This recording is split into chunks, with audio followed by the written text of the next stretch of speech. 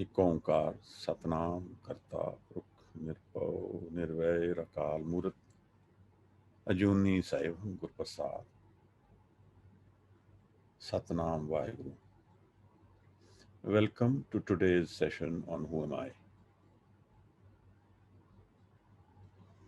This is a very serious issue, a serious question of our life. And if we fathom, we understand that we can understand this question just by some words, what I say or what you hear.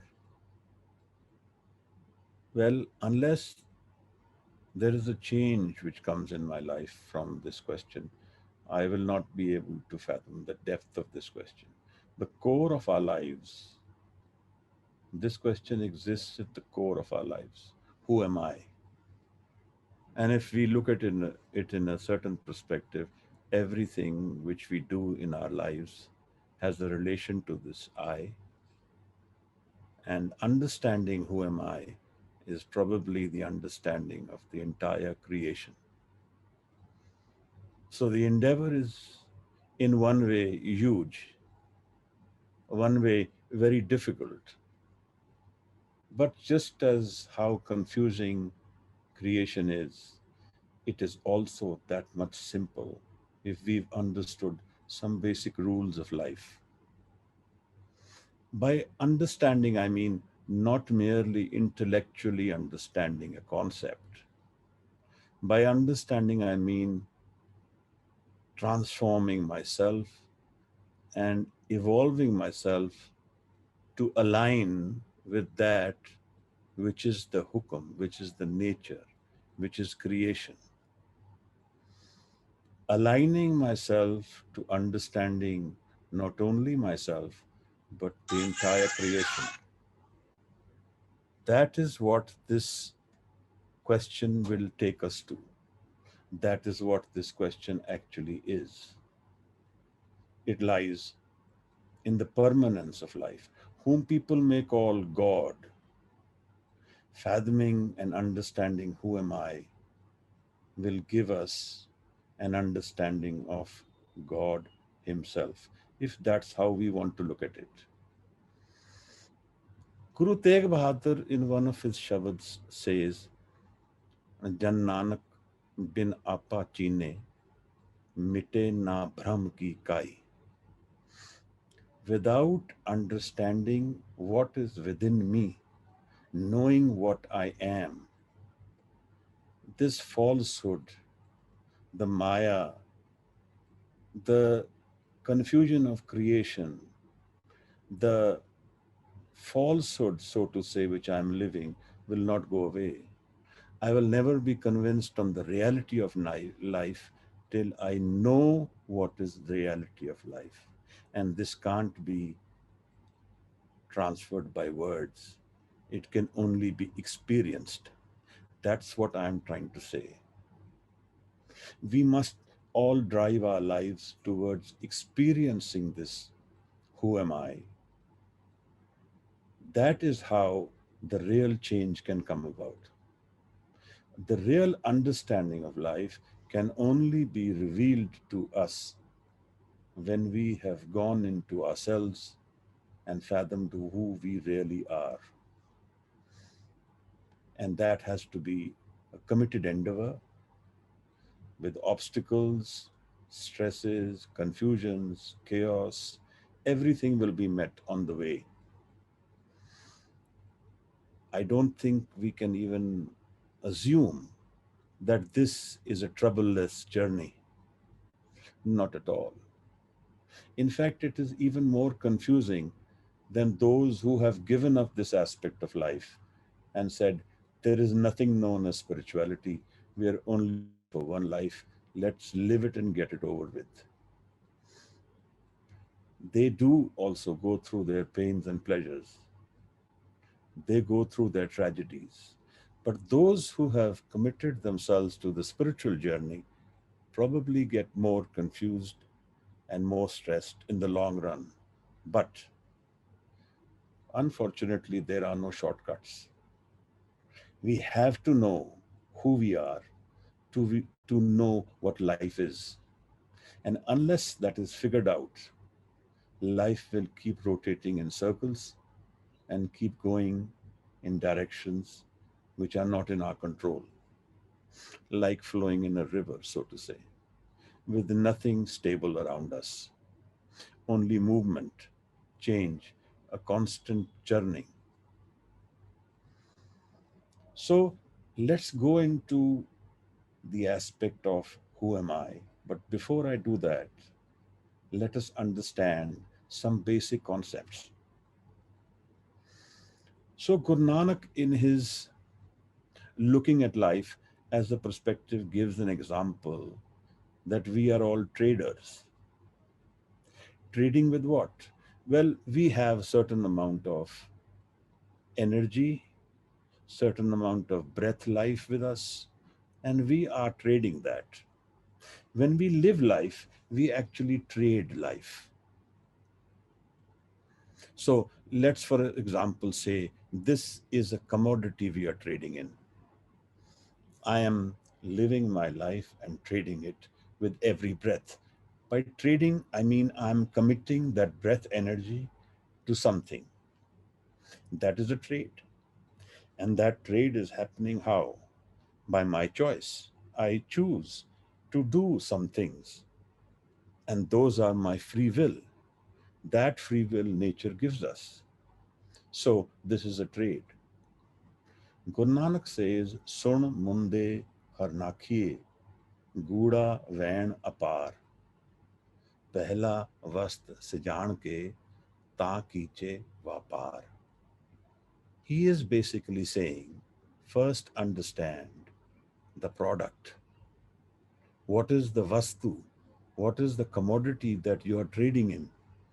First, know life before you can make a conscious choice of how to deal with life and how to spend it away. Know life. Pehla vast se jaan ke, ta kiche vapar. First, know what you are living, what is this life, and then make your choices. That, he says, is the trade off of life. Ego, who am I? That assumed is the ego. So he says, Haume buje, ta dar suje.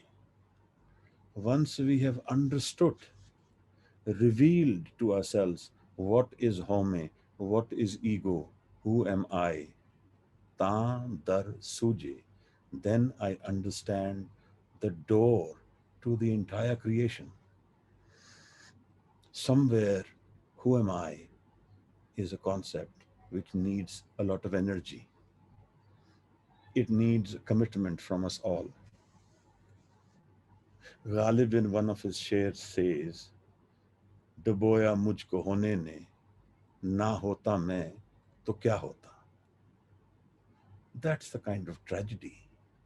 But he says that all of creation, God was and God will be. But who am I? डुबोया मुझको होने ने ना होता मैं तो क्या होता. Kind of tragedy. But is life a tragedy? Is this I a tragedy? Let us go into it. So we will delve into I in the same way we have dwelled into other subjects. First, understanding the I in the known world where we all exist. Who is this I? And then, is there anything beyond the known world which is related to the I? If there is, what is that? Then we can dwell into that subject. In the end of this journey, we may like to know and like to understand how to crack the subject of I, how to crack this question and dwell into it within ourselves. Well, that is the reason this talk is there. That is exactly why this subject has been chosen, so that we can look at life in a way which changes our perspective to knowing life. Well, first, conditioned. Aristotle in a very beautiful saying says, "Give me a 7-year-old and I will show you the man." So our I gets formed very early in life. When a child is born, there is no I. If you will look at a child and say, "Who are you?" he will probably look back at you and say, "What an idiot." Well, he is the happiest in his state. As he keeps growing old, his attitudes will become rigid. He will become more difficult, more less flexible about life, and also more serious. A child finds happiness so much easily and gives it up that easily. So a child is adapted to change because he has not framed a hard identity, framed a hard I as yet. Some years ago, I don't know if you all remember, there was a story in the newspaper about a child who was lost in the forest and was born and taken away by the wolves. A human child lived with the wolves for many years, I think for 6, 7 years. The human child talked like a wolf, walked like a wolf, ate like a wolf. Well, this is an interesting observation how this I develops. We develop this identity observing where we are, whichever household we are born in, our parents, our environment. Two things which happen to the child is his mapping systems get framed early in life. Mapping meaning how he reacts to situations. And those are mostly observed from the external world. How my mother, father, my environment, I pick up those and those become my mapping systems. And they will remain same throughout life. Attachments. Well, a child who doesn't form very strong attachments to his family will never have strong attachments in the future.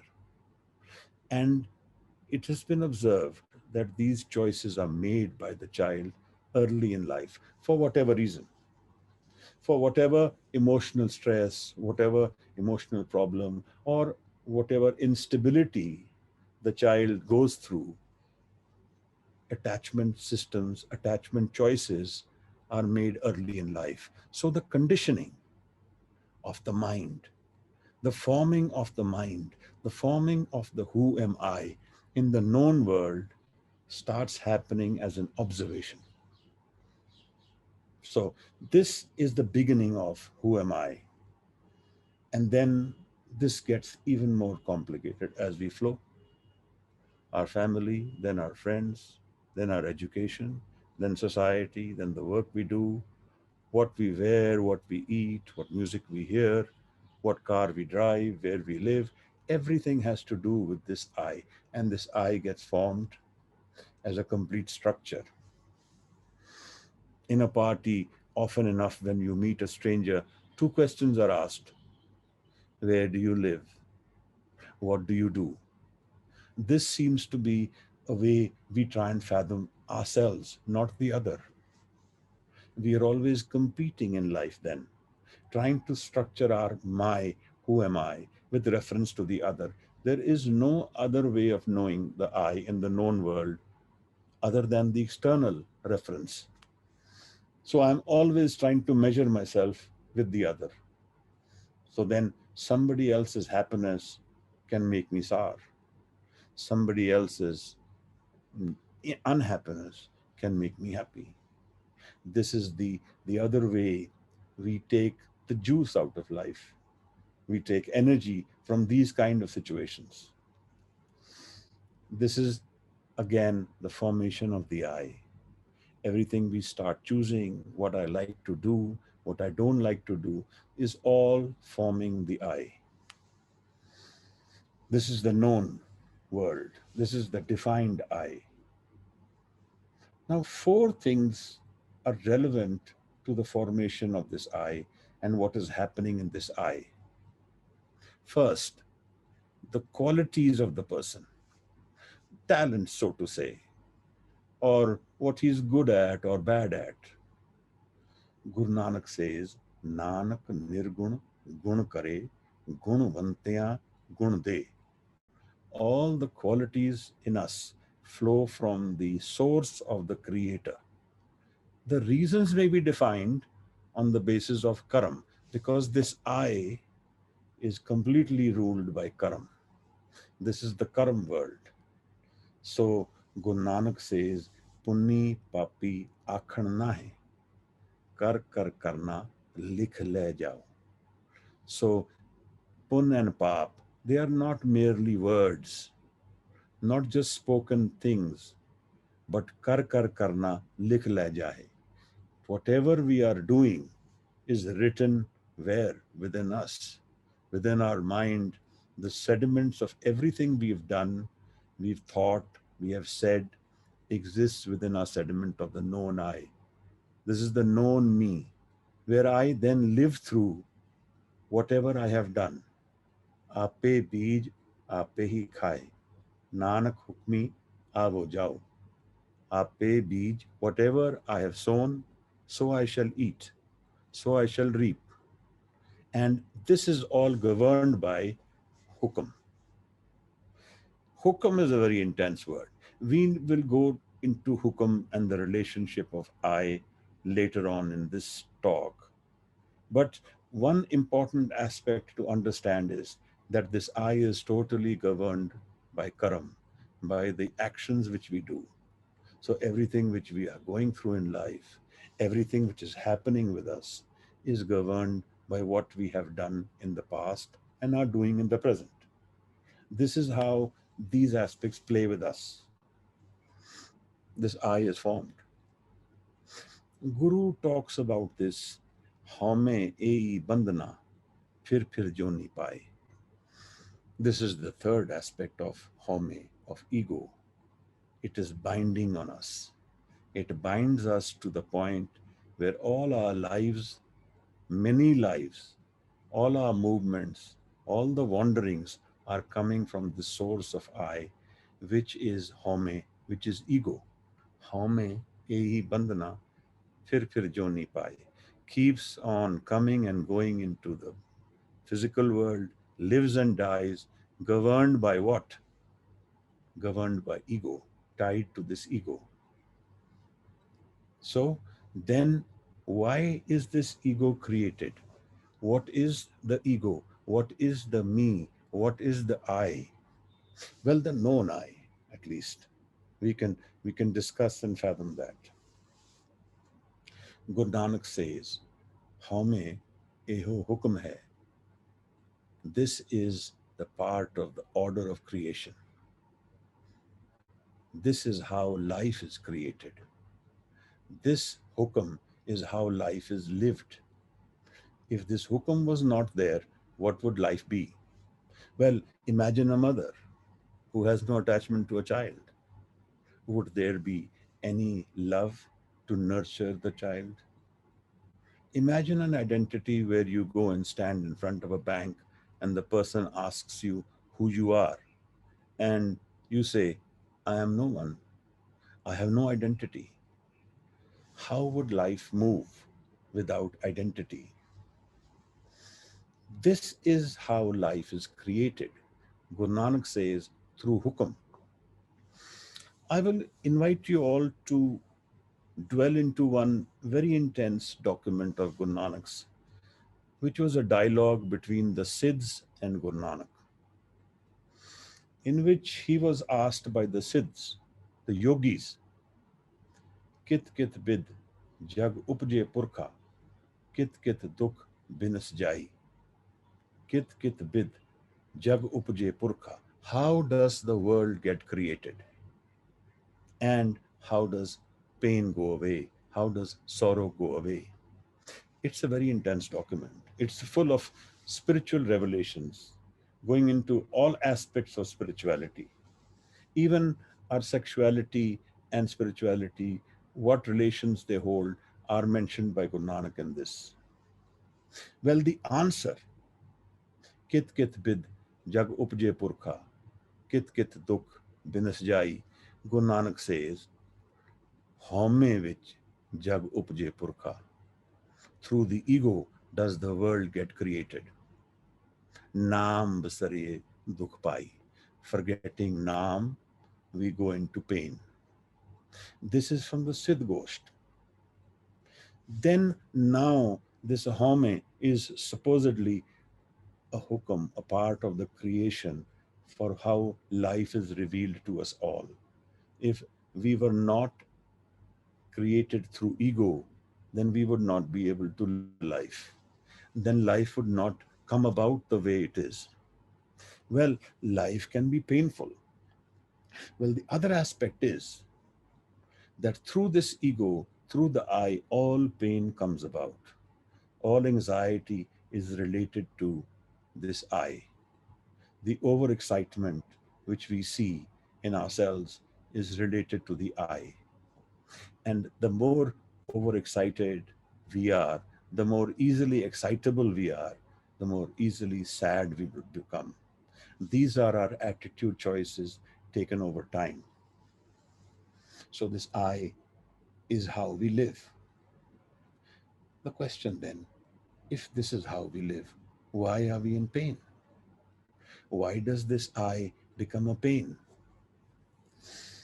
Well, the I is actually a tool to live, a tool to interact with the world. But this I starts becoming our owner because we have not fathomed what is I, what is the structure of I. So it owns us, it completely consumes us, it drives us, and this I then defines our entire life. Like Guru Nanak was saying, Haume buje, ta dar suje. Once we have understood the ego, then we know the door of Creator. But if we have not understood what is this home, what is this ego, what is this identity I am living in relation to the creation itself, then everything falls apart. Then we kind of ride this bus of the ego throughout our lives without knowing how to get off, how to stop it, how to control it, and where to take it. So, in the end, this ego could be a way and a direction in where our life goes into a certain pattern beyond death, after death. If we have not understood ego, then it will drive us in a certain way after death. Let's discuss that as we go ahead. So, we've understood that this ego concept is a tool which we use to live our lives, is a tool we live our lives with. So, what happens then if we have to understand what is the relationship with this ego and me? Guru Nanak asks one basic question in the Japji. He says, Kiv sachiyara hoiye, kiv kude tutte pal. How do I become truth?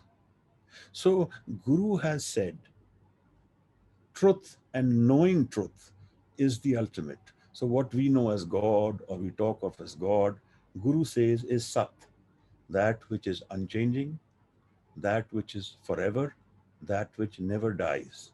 That is truth. So he says, how do I know the truth? Kiv satyara hoiye, kiv kude tutte pal. And how does the wall, the curtain of falsehood go away? So, what is this curtain of falsehood? That is the ego. That is my tool. And then, after a few lines, he says that if we have known the hukam, Nanak hukme je buje, ta home kahe na koi.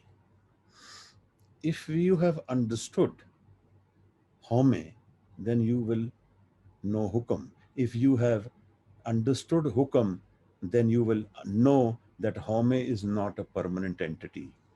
This is a revelation. Nanak hukme je buje. Once you have understood hukam, then you will know that you are not. Home kahe na koi. You are not. Is that true? Well, Kabir in one of his shabad says, "Tu tu karta tu hua." मुझ में रहा न हूं. By saying you, I have no me left in myself.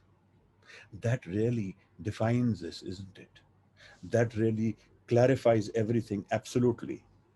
Then there are two entities, tu and me, you and me, you being the creator and me being the ego. Let me say Naam and Home, ego and Naam. These two can also be related the same way. So then, this I is not a permanent entity. This is not an entity which is going to exist forever. This is a temporary, transient identity. What do I mean by that? An ego given to understand life. And once we have understood life, then we can go beyond the ego to a plane which is different from the ego, where no ego exists. Like Kabir says, I have no me left in myself. That really means that he has understood that he has seen God everywhere. Like we ask, where is God? Kabir says, I see him everywhere. There is nowhere I don't see him. So look at the example of a fish. A fish in water doesn't know it's in water unless it comes out of water. Similarly, we are surrounded by what I will call hukum, and we are unaware of what we are surrounded by because we have an insulation called the home, called the ego. So the ego drives our life. The environment of ego is like a small droplet of water insulated from the ocean, separated from the ocean. With what? With ego. But this ego is not true. It's a transient, temporary entity, not a permanent entity. But we assume it to be permanent, and that changes everything for us. The moment we live the ego, knowing that this is a permanent entity, which it is really not, then we are in Maya, then we are in slumber, then we are in a deep sleep, then we are in negation of what is true. We are in negation of what is creation, isn't it? We have walked away from that which really is and denied ourselves. And how does this happen? This is an assumption. We haven't gone into understanding this. We have not gone into exploring this I.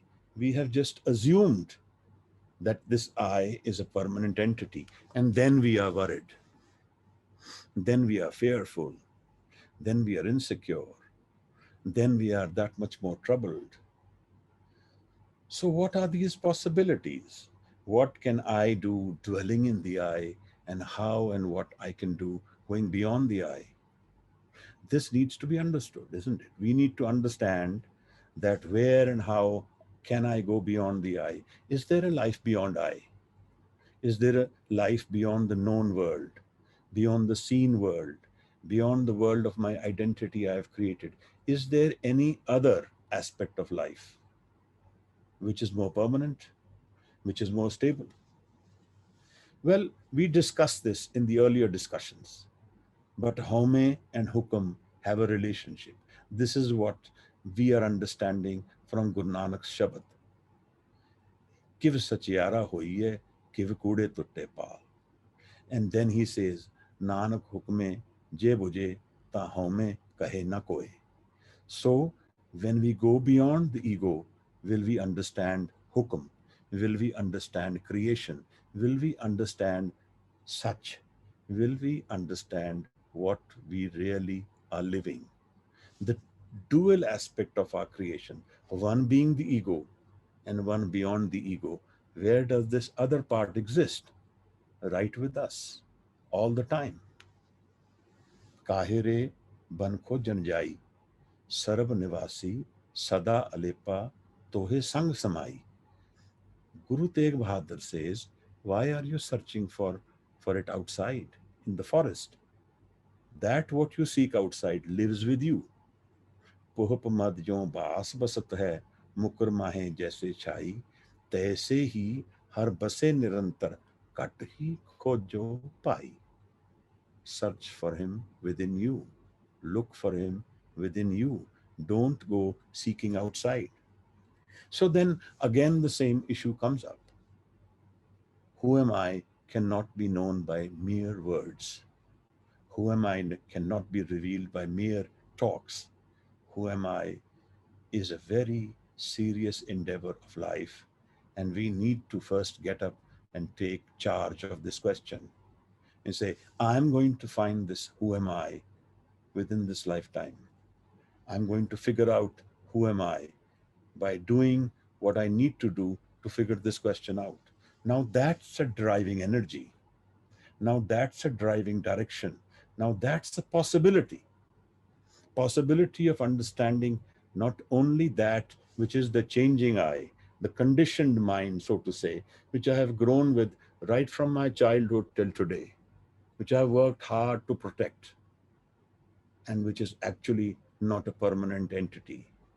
It is not a permanent life abode. It is not where I can somehow, where I can reside. Like we say in today's day, somebody passes away, we say, rest in peace. Well, the rest in peace cannot happen unless we've learned how and where the peace is while we are living.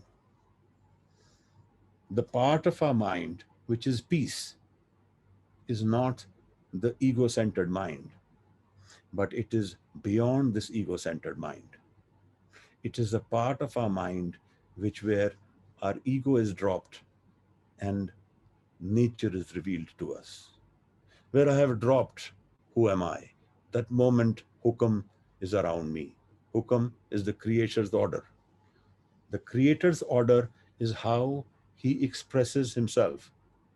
The creation expresses itself through its order. Like, for example, we live in India. So the government of India enforces itself through its laws. So if I drive on the left side of a road in India and I drive on the right side in France, on the left side in France, then the laws are different. So how does the government of India enforce itself? By making its laws. Similarly, how does the French government express itself? By making its laws. And these are the laws which Guru Nanak refers to as Hukam. This is the order of creation. There are certain laws built into creation itself. Like he says, Ape beej, ape hi khao. Nanak hukmi, avo jao. You will keep wandering, keep doing the karam, and keep sowing the seed forever if you cannot transcend the ego centered mind. This is exactly the message. The ego centered mind is a package deal, it's a bandhan.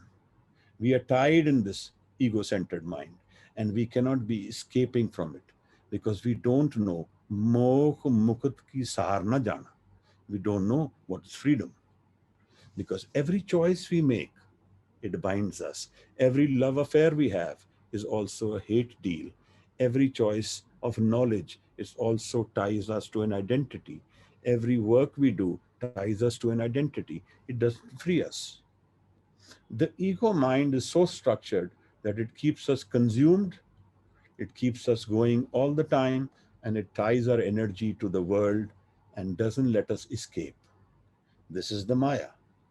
This is what is the illusion. What really is not is making us feel that it really is. So it's a choice between the physical and that which is internal. How do we solve this puzzle? Seems to be very difficult to live through. How can I go beyond the eye while living the physical world? So should I go live up on the mountains, leave the world, leave what I'm doing, leave my commitments to life? Is that what it really means? Well, actually, it absolutely does not mean that. The I formation is to live the world and not to deny. The ego formation, the I, is to know what life is in the living world, and while living it, to know what is beyond it as well. What does that mean? You see, when we make the wrong choices in the ego world, we have a teacher who comes our way, and that is pain, to tell us that we have made the wrong choices. So we need to go beyond this ego centered world and find the other world as well, living it. We can go beyond it. Guru Nanak again in the Siddh Gosht says it very beautifully. जैसे जल में कमल निरालम मुरगाई न साणे सुरत शब्द भवसागर तरिए नानक नाम बखाने. What he is saying, जैसे जल में कमल निरालम, like in the water the lotus is living, untouched by the water. Like the duck in water is unaffected by the water. It can fly away at will, free of the water. Similarly, live in the world, but be free of it. What is that way to be living in this identity of I and yet be free of it? This may be the key to this whole talk of ours today. While living the identity that I am, while living the identity that I have been given or that I have formed or that I have structured all my life, I don't make it my grave cell. I make it my blooming cell. I make this I my jumping pad to go beyond the I. This is the key to who am I, fathoming the deeper concept of beyond the I, where I can transcend the I while living this world, not denying it, living it entirely in its completeness, but having a balance of my spiritual self with my ego self. The ego self to dwell in the world, the spiritual self to know the real world. And what is the spiritual self? So let me take you into the understanding of that. When our ego is dropped, then where are we? First of all, dropping the ego is a very difficult aspect. I had a friend message me a few days ago. He says, I have been struggling very hard to kill my ego. Well, that's an impossible task. Killing the ego is an impossible task. Transforming it may be easier. And the problem here lies is that we are used to doing. We want to keep doing everything to solve the puzzle. I have to kill my ego. Well, creation is bigger than my ego. So my ego mind cannot fathom, imagine creation. It's beyond my imagination. If it was in my imagination abilities, then it would be within my ego mind. But this is beyond my ego mind. So also, the doing ego mind cannot reveal creation to me. Otherwise, creation would be smaller than my ego mind. Is it not?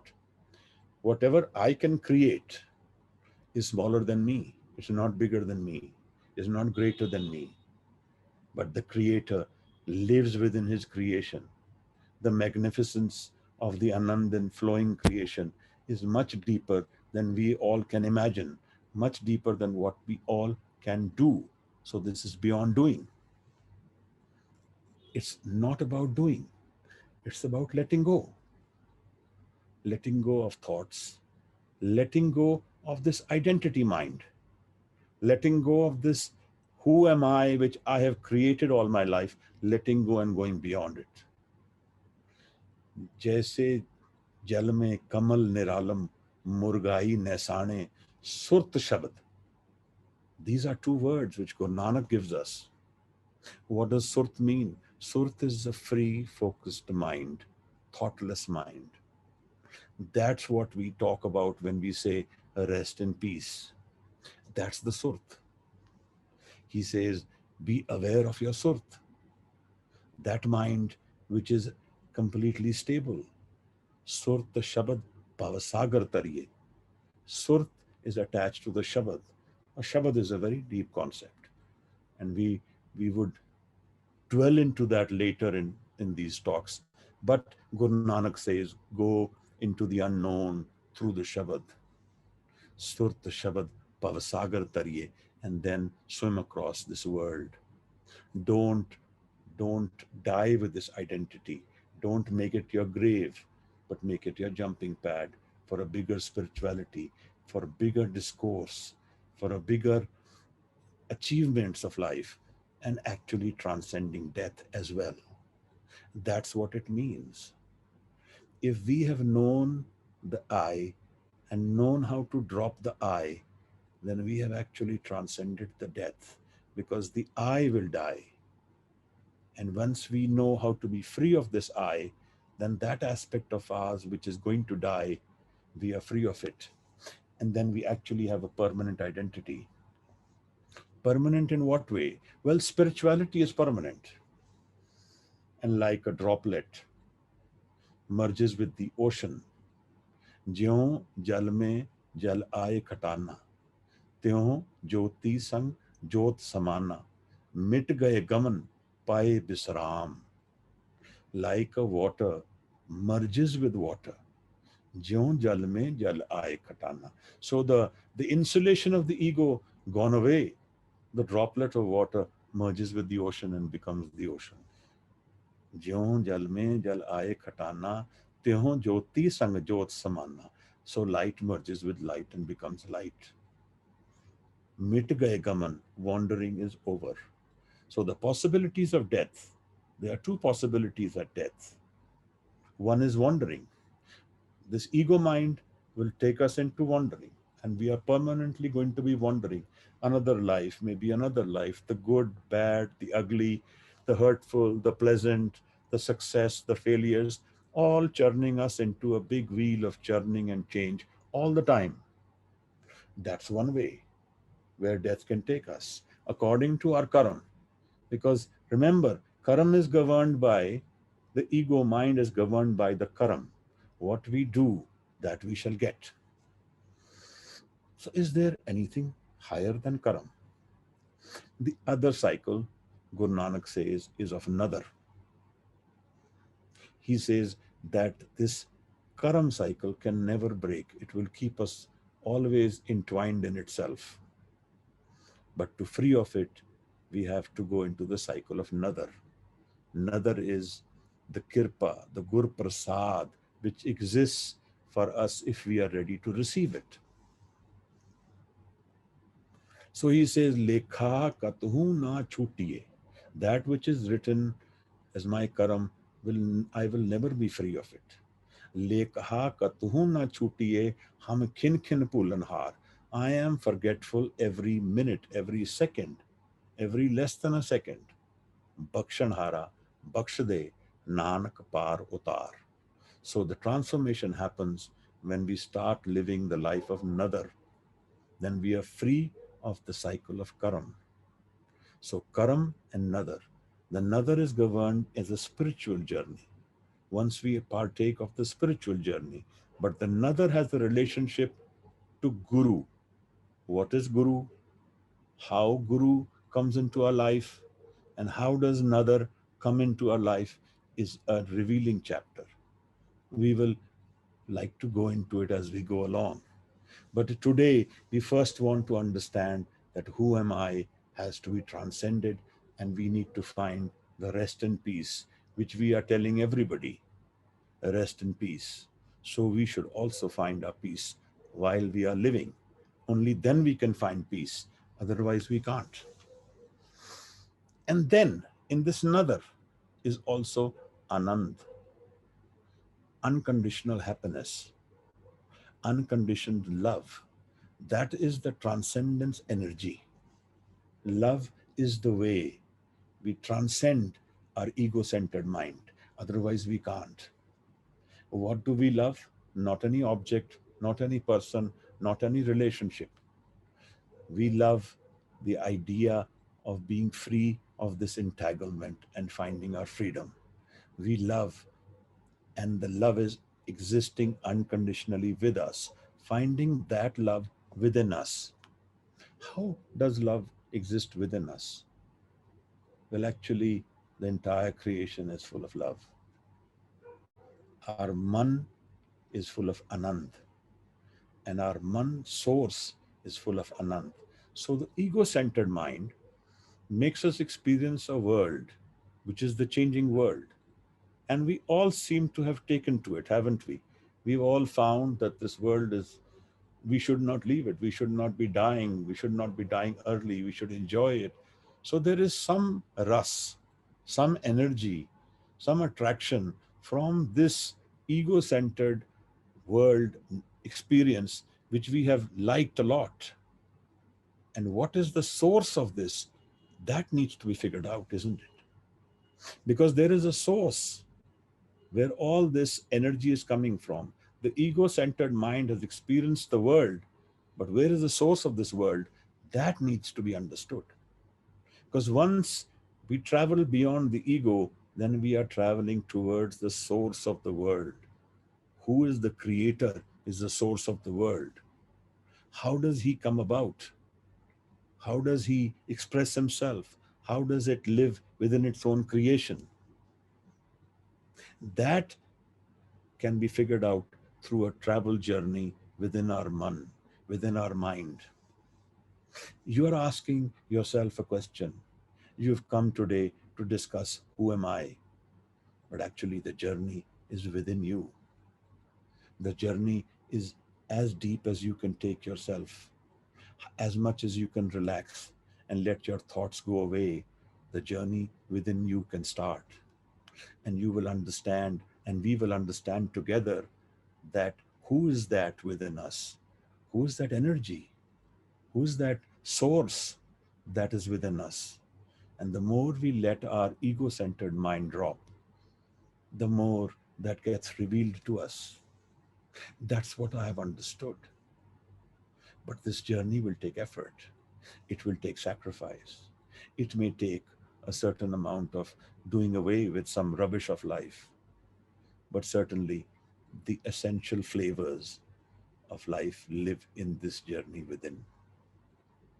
The who am I may not seem to be a complete reality, but the search for who am I within me will make me seek that complete reality from which all creation is born, out of love, out of anand, out of celebration, out of gyan, awareness, out of light, because that which is within is permanently illumined, self illumined. It doesn't need any energy outside to be illumining it. This outside world, darkness is permanent. In the inside world, light is permanent. The darkness comes from the ego centered mind, which is our chance to know reality, which is our opportunity to know that which is beyond ego, which is our one opportunity to reveal, to get revealed, for the reality to reveal itself to us. So we walk this journey step by step. But one aspect which we can start today is the call from within us, which calls for the revelation to reveal itself to us. A prayer from within, where I can go beyond my home, where my falsehood can be dropped. Like Guru Nanak says, Kiv sachiara hoiye, Kiv kude tutte pal. How does this wall of falsehood break? How does this wall of false ego drop? And that has a relationship to hukum, to knowing hukum. And hukum can be known when we drop our home. When ego will be dropped, all creation's hukums will be revealed to us. Nanak hukme jai buje, ta home kahe na koi. This is our invitation to who am I? And who am I is a question which is driving us straight within our man, deeper within ourselves, to know that which is real, to know that which is permanent, to know that which is beyond death. I hope I have been able to bring my point across to you today. I hope I have been able to guide you or tell you what I feel about this question, who am I? Rumi says something very similar. He says, the ego is like a whale between a human and God. The ego is the whale. Exactly what Guru Nanak Sahib is saying. Rumi says, I went out seeking for God and I found myself. And he says, I went out seeking myself and I found only God. This is what we are. This is an opportunity to know that which is inside us. Protagoras, 419 BC, a Greek philosopher. He says, man is the measure of all things. What I've understood from this is that whatever we know and we perceive of life, that's what we make of life. So we have perceived that the ego mind is our world. This is all that there is. This is all that I have to live. The good and the bad and ugly has to be balanced and we have to live it. And we seem to be coping or not coping. But the issue is there is something beyond this I as well. And I have to define that in my mind. I have to go that way. And the change will not happen unless I am first starting to listen. Guru Nanak in Japji gives 4 parables on Sunya. What is he saying by giving us 4 parables on Sunya, on listening? Well, what he is saying is that the change will be driven when I listen to creation, when I listen to what is around me, when I listen and start bringing in the change within me, when I've understood. By listening also means I absorb. The experiences of life, I absorb them, and I absorb them and process them to know that I need to do something about life to go beyond this ego centered mind. And from Sunya, he says, convert that energy into doing. First, absorb what is happening, see what is happening, Sunya, listen to all that is around us, and then we can go beyond it into implementing change within us. Only then, when we can do and bring about a change within myself, can I start walking towards the internal me. Without that, I will always get pulled out only. So we need to know that life is not permanent. We need to know that insecurity and instability is built into this ego centered mind. We need to know that everything which life will give us, it will take it away from us. Every form of celebration which can we get in this living world, we will get pain also with it. We are observing this, absorbing this, and then we want to transcend it into the real world. Use that energy to transcend ourselves into the real world. This is the invitation of who am I. This is the invite which we all should be attracted by, driven by, and move towards. So I think I have said enough today, and I hope I have been able to bring my point across.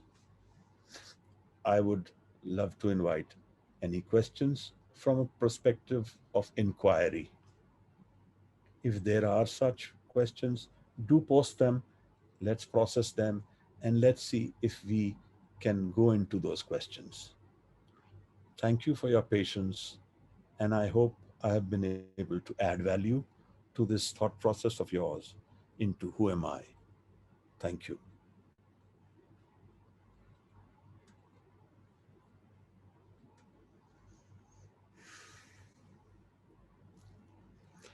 Well, so far there are no questions, so let's wait for questions for about 2-3 minutes.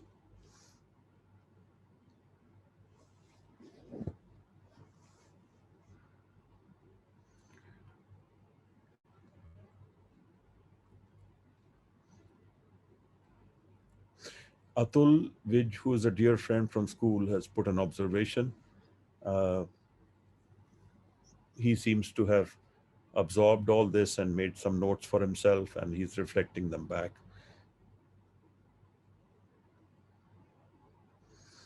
So, one question which Atul has is where to read about the Siddhs and Guru Nanak.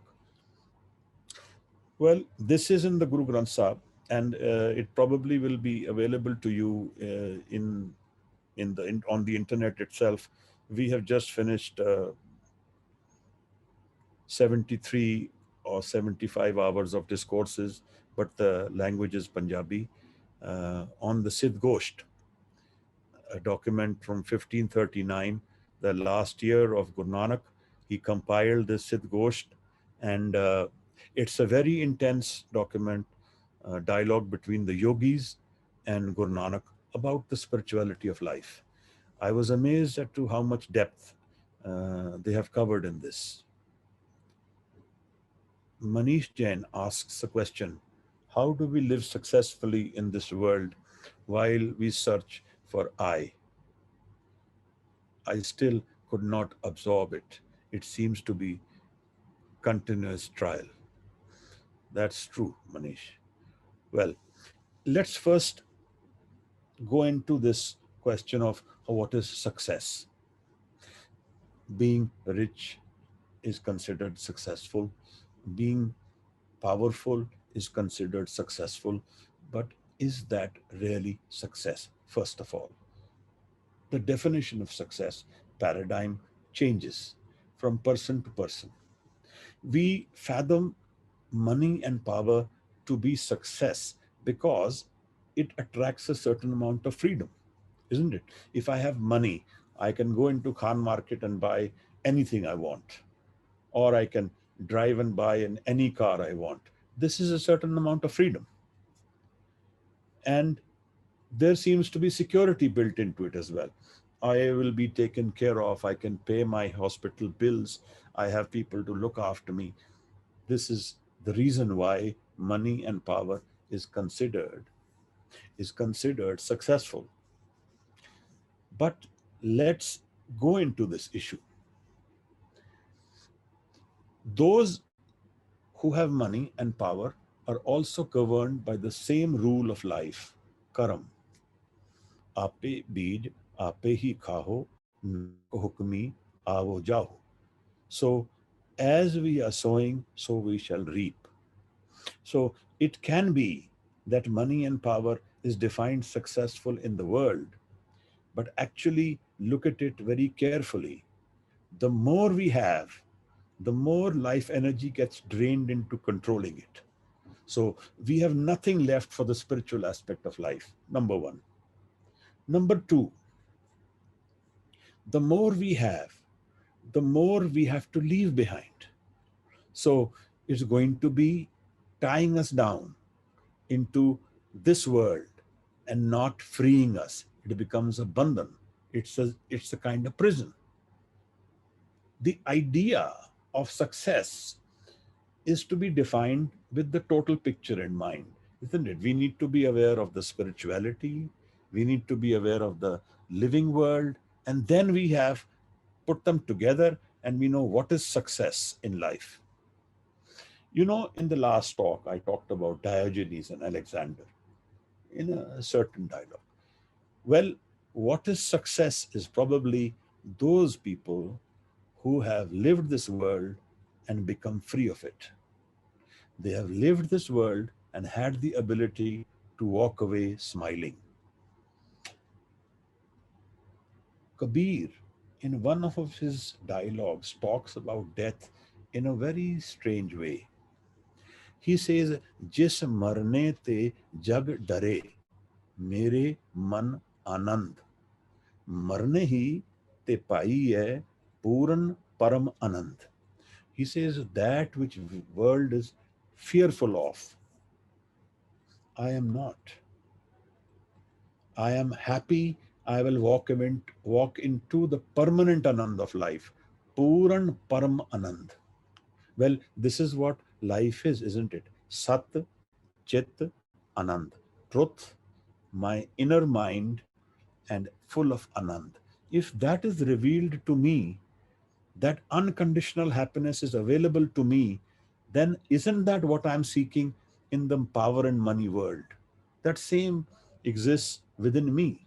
So I still may be using an expensive car, but that does not mean I'm attached to it to the point of being pained by it, or that I am dependent on it. So the Aadhar, the foundation of life, has changed. Foundation of life is not the transient changing world. He says the foundation of life is the Bisram, is the rest in peace mind, which is within me forever. Supposedly, spiritually, that seems to be the bigger goal of life, while living this world, transcending into the permanence and being free of this world.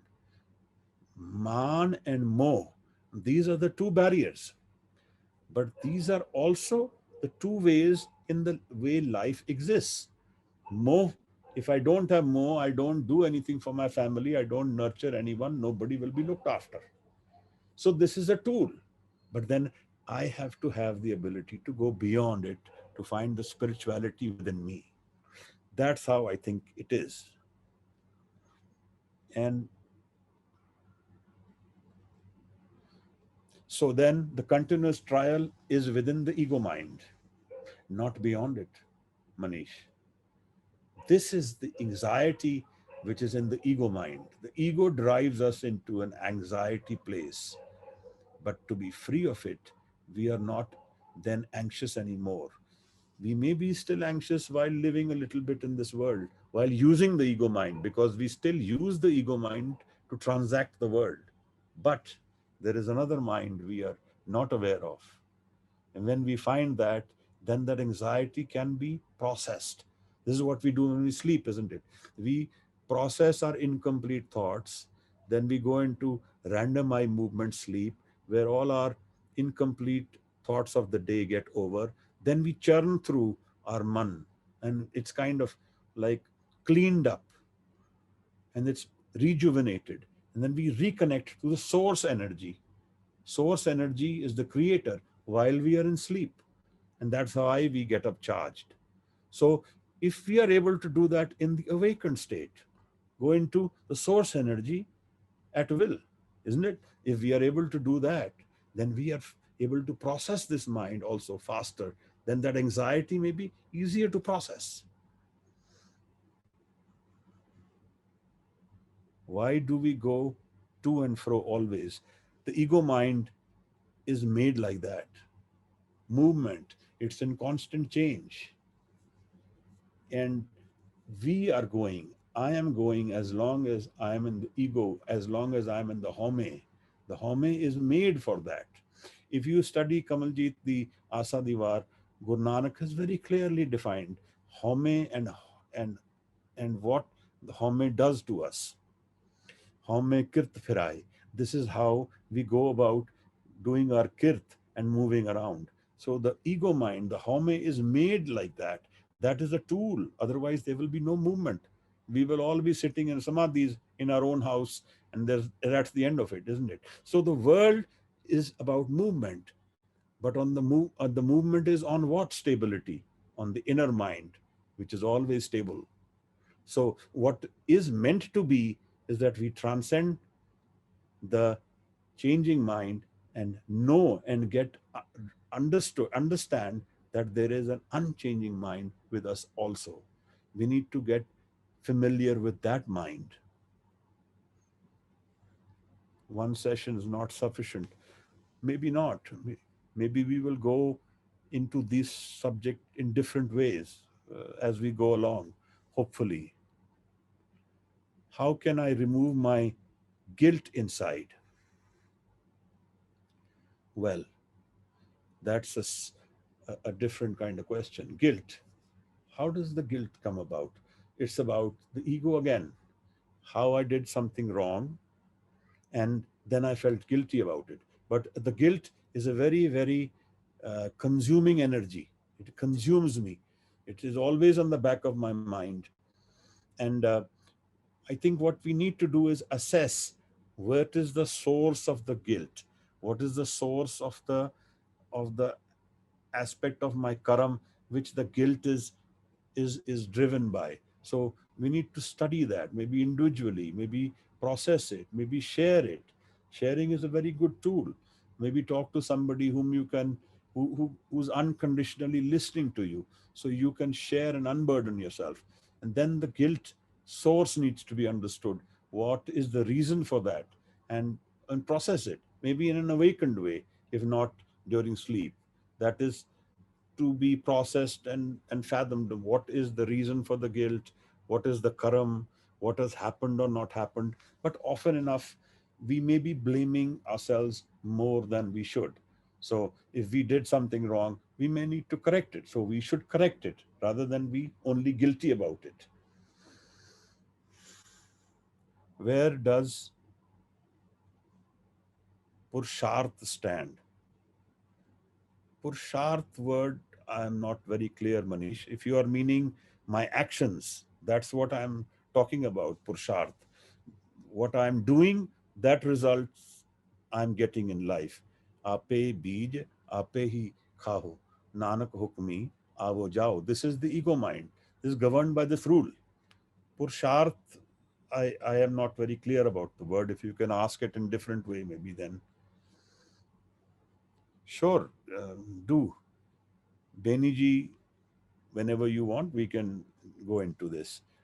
What is Simran? How does it help in finding this elusive I? Well, Simran is remembering what? Simran is dropping the ego mind. What does Guru Nanak define it? He says it very beautifully. Gaviye, suniye, man rakhiye pao. Gana, singing, is happens in those focused mind, in the mind which is flying, in the mind which is elated, gaviye suniye, and then listening to it. So we absorb everything. All the energy is going within. Gaviye suniye, man rakhiye pao, finding love within us. Simran is finding love, finding God within us. Simran is beyond the eye. If we can go into Simran, if we can go into Jap and go into Simran, find love within us. Saach kahun main, sun leho sabe, jin prem kiyo, tin hi prab payo. This is what Guru Gobind Singh Sahib says, that those who have loved have found. Those who have not loved can never find. So love is an essential aspect. And that's what Guru Nanak also says.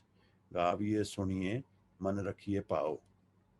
So he says, Prem, use the energy of love and transcend the ego mind. That's exactly the process. The energy of love is what transcends the ego mind. And then that's the one and only way we can go into the non ego mind, which is the Simran. Good question, but so we seem to have covered most of the. So Purusharth, taking steps in adverse circumstances for our or our upliftment, maybe worldly gains, but then we are doing a karam which may be draining our energy in search of love and peace. Well, Manish, to my understanding, this ego mind is actually always draining my energy. This is the reason I'm always drained, because my thoughts are a constant churning within me, and these thoughts are my curtain from hiding reality from my perception. So I think I'm not very clear of your question, but going beyond the karam is the nadar, is living the simran, which somebody just asked, living in that part of the mind where I am full of love. So I'm free of karam. So look at it this way. We used to have a story when we grew up in school of Anguli Mal, who used to kill people and cut their fingers and tie them around his neck. There was a similar story of Sajjan Thug in Guru Nanak's journeys also, where somebody who is killing, as bad as killing, and Gautam Buddha meets Angulimal, and then he is transformed into a saint. So the idea here is that karams don't define us. We may be doing them, but they are not the real definition. Sorry, I was cut off by power. Uh, I'll go into any. I don't see any remaining questions because they probably got wiped off my uh, getting disconnected. If there are any more questions, you need to post them again, um, or then we'll call it a day and maybe meet some other time. Harneet's question was there. Harneet. Harneet, can you post your question again, please? So it's not here now. I got disconnected, so um, none of the questions are in the chat.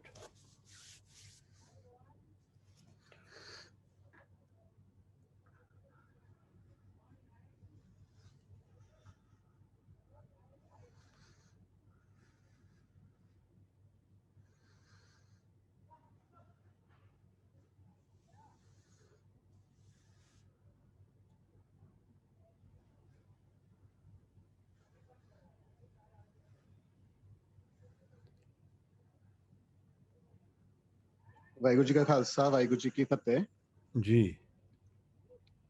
Vijay, can you hear me? Yes, I can hear you. You can hear me or not? Yes, sir. Yeah.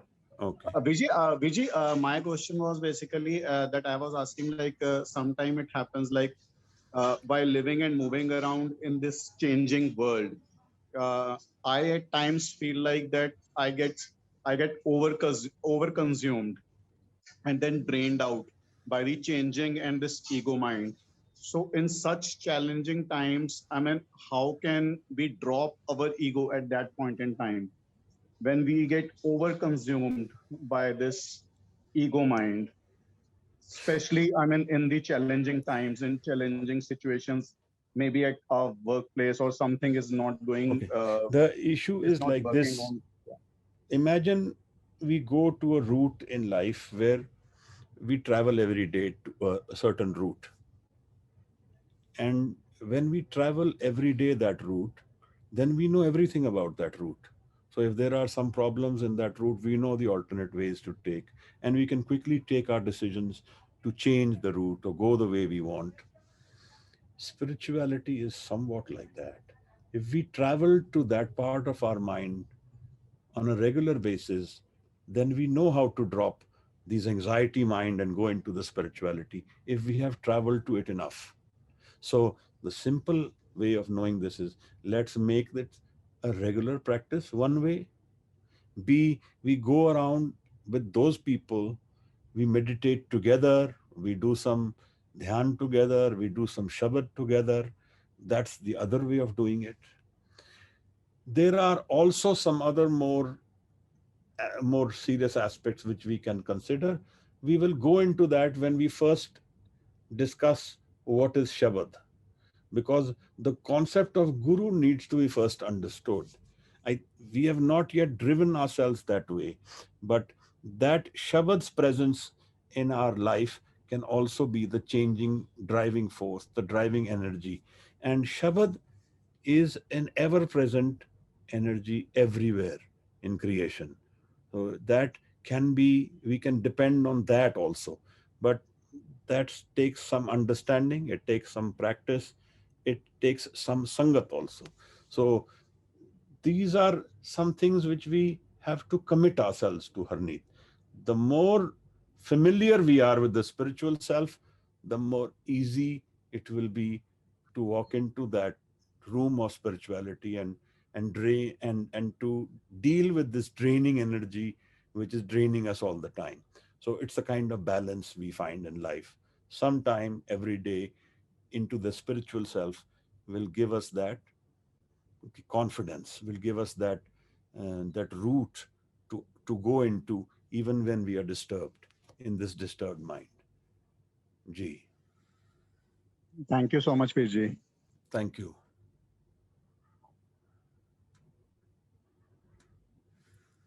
If there are no more questions, we have probably had a session long enough today. So then we can call it a day, meet again with some different topic. And if you have some questions, do feel free to post them, to email them to us. Even you can, we have the Rohaniyat website is not there, but there is a Facebook page. You can post your questions there as well. And it will be nice to inquire into our deeper self. That's what this life is all about. So if we can put energy and commitment to that, that's real effort, which is fruitful.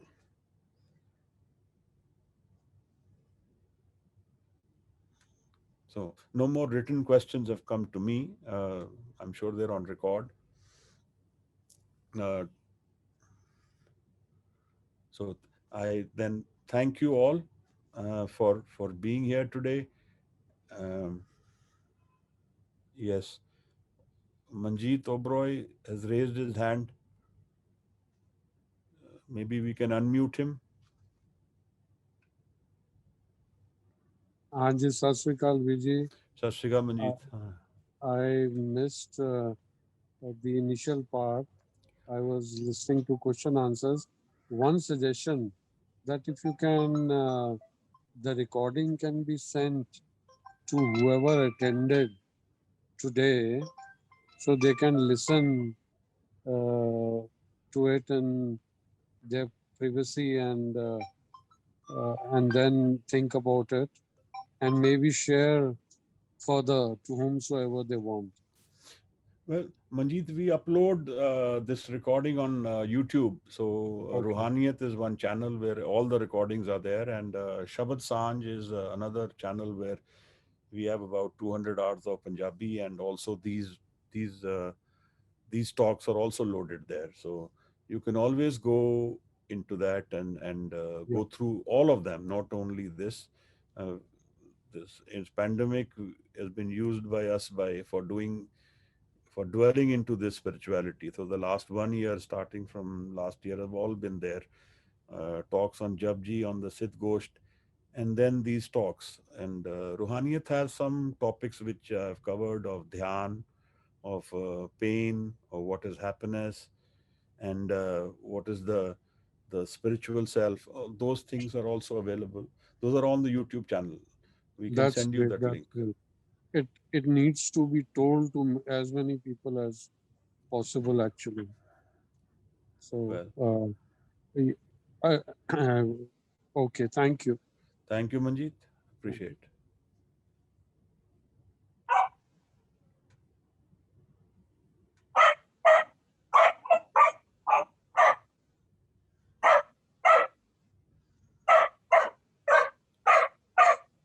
Yeah. So I don't think there are any more questions. If there are any, otherwise, let's call it a day. And I thank you all.